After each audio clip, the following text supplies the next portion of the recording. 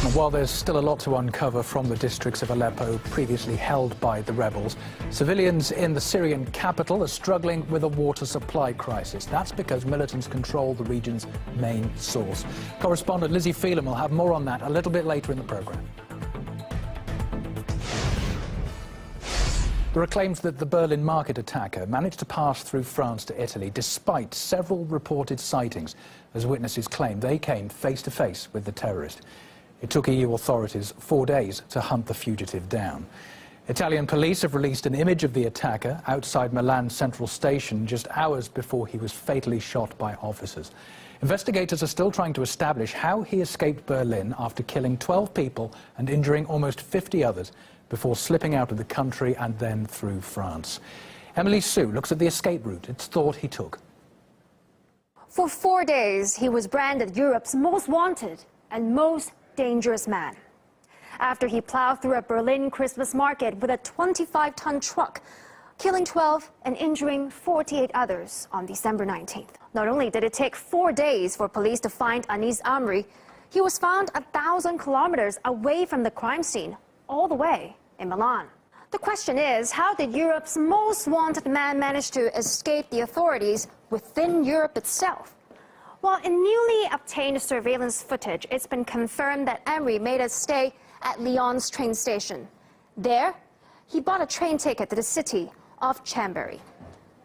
France's railway company then confirmed that he did indeed have a ticket from Chambéry to the Italian city of Torino. Now, Italian authorities have yet to comment on this, but we know that he eventually made his way to the Sesto San Giovanni train station, where he was shot dead by police after he opened fire. We asked the German police about Amri's movements across Europe, but they refused to comment. But one thing's for sure, that a terror attack suspect managed to cross 3 European countries, Germany, Italy, and France, without being detected even once. I think it's always been incredibly difficult to police people travelling across Europe. France has been under a state of emergency since the Bataclan shootings over a year ago now. But you would think it would be more difficult for someone to travel through that country, but manifestly it is not. And what happened with Amri is not an isolated case. Following the 2015 Paris Bataclan theatre attack, the main suspect, Salah Abdus-Salam, also got away, driving to Brussels and passing at least 3 police checkpoints with no problems at all. Abdus-Salam was in hiding for 4 months before he was caught. Well, certainly the Abdel-Salam case was quite shocking, the fact he'd get through 3 checkpoints, which rather goes to prove the point that even if you have these checkpoints at borders, people will slip through. There will be human error. People can change their appearance. People can have fake ID. I mean, it's been reported that Amri had multiple different ID. To bring the point home, one man even made a video of himself crossing the Danish-German border wearing a mask and waving an Islamic State flag to show how open Europe's internal borders are. Looks like Europe may just not be as safe as it once was. Emily Sue reporting. Well, we've talked exclusively to the youth wing leader from the Alternative for Germany party, who says the attack is a result of Chancellor Merkel's open border policy. This guy was an asylum seeker.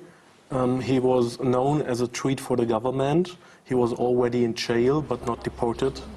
So that's the result of Angela Merkel's open door policy. In German, she say all the time, "Wir schaffen das." We will do this, we will do this. Now it's time for change in her policy, and she should admit that she failed. It was in the beginning a good idea, you know, it's easy to travel inside of Europe, it's good for young people to explore Europe, but now we have this mass migration, we have open borders. A Europe without borders leads to borderless crime, and now we can see what happened. People feel not any longer safe, and they're looking for an alternative. If you criticize the politics of Angela Merkel, the refugee policy, they will start to call you fascist or something like this. I guess we're sick of this political correctness in whole Europe.